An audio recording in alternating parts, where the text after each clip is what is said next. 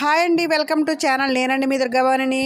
ఇగో చూడండి, ఈరోజైతే నేను ప్లాజా ప్యాంట్ అయితే ఎలాగా డ్రాయింగ్ వేయాలి ఏంటి అన్నది నేను మెజర్మెంట్స్తో సహా నేను మీకు చెప్తానండి. ఇదిగోండి మెజర్మెంట్స్ అయితే తీసానండి. పొడవు అయితే వచ్చి మొత్తం టోటల్ పొడవు అయితే వచ్చి పైనుండి కింద వరకును 39 అంగుళాలండి. అంటే మనం 40 అంగుళాలు పెట్టుకుంటే సరిపోద్ది. చూడండి, డిస్టెన్స్ ఒకేలా ఉండాలి కాబట్టి ఈ చివరి నుంచి ఆ చివరి వరకు టేప్ తోటి 39 అంగుళాలు అయితే పెట్టాను. ఎందుకంటే వంకర డింకరగా రాకూడదు, మంచిగా నీట్గా సమానంగా రావాలి కాబట్టి ఇదిగోండి నేనైతే స్కేల్ వేస్తున్నానండి.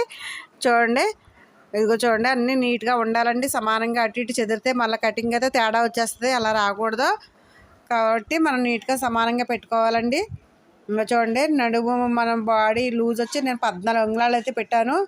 ఇదిగో చూడండి, కిందకు అయితే 14, మళ్ళీ కిందకు కూడా 14 అంగుళాలే పెట్టానండి. ఎందుకంటే మనకి కిస్తా ఎక్కువ ఉండాలి కాబట్టి నేను 14 అంగుళాల కాడికి అయితే పెట్టానండి.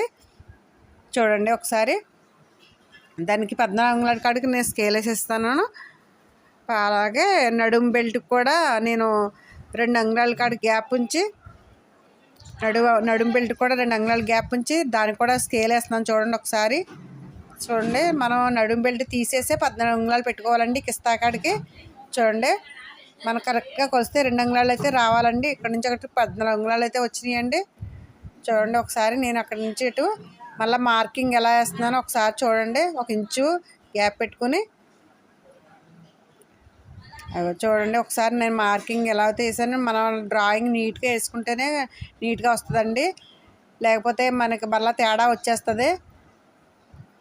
చూడండి, మన షేప్ రావడం కోసం నేనైతే మంచి స్కేల్ అయితే యూజ్ చేస్తున్నాను. నేను కాలు కాడ లూజు కూడా వచ్చి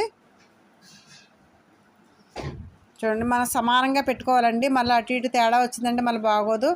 కింద కాలు ఎంత లూజ్ వచ్చి 10 అంగుళాలు అయితే పెట్టానండి. 10 అంగుళాలు ఖర్చుతో సహా నేను 10 అంగుళాల కాడికైతే పెట్టేశాను. చూడండి ఎంత నీట్గా అయితే వస్తుందో. స్కేల్ యూజ్ చేయడం వల్ల చాలా నీట్గా పర్ఫెక్ట్గా అయితే వస్తుందండి. చూడండి, మరి చాలా ప్లాజా ప్యాంట్ డ్రాయింగ్ అయితే చాలా నీట్గా అయితే వచ్చిందండి. ఎంత టోళ్ళైనా సరే. అది పొడవు అయితే 39 అంగుళాలు పెట్టారండి. ప్యాంట్ పొడవు నేను మళ్ళీ ప్రైవేట్గా కూడా రాస్తున్నానండి. చూడండి, ప్యాంట్ పొడవు అయితే 39 అంగుళాలు, లూజు 14 అంగుళాలండి. కిస్తా కూడా 14 అంగుళాలు అలా పెట్టానండి. చూడండి, అలాగే చూడండి ఒకసారి నీట్గా ఎంత క్లారిటీగా ఉందో. మనం అంతా కిస్తా పొడవు అంతా నేను కాలు లూజు కూడా మొత్తం అన్నీ నేనైతే మళ్ళీ ప్రైవేట్గా కూడా రాశాను. చాలా నీట్గా అయితే మీకు అర్థమవుతుంది అనుకుంటానండి. చూడండి, ఓకేనండి. మరి చాలా నీట్గా ఉంది కదండి, మీకు అర్థమై ఉంటుంది. ఎలాంటి కొత్త వాళ్ళు కూడా నీట్గా అర్థమవుతుందండి. చూడండి, నేను చెప్పినట్టు మీరు ఫాలో అవ్వండి. మీకు ఎటువంటి కటింగ్ అయినా సరే నేను నీట్గా అయితే నేను మీకు ఈజీగా అయితే చెప్పడానికి నేను రెడీగా ఉన్నానండి. మీకు ఏమన్నా డౌట్స్ ఉంటే కామెంట్ రూపంలో తెలియజేయండి. సబ్స్క్రైబ్ మాత్రం మర్చిపోదు. Okay, bye. మీ దుర్గాభవాని.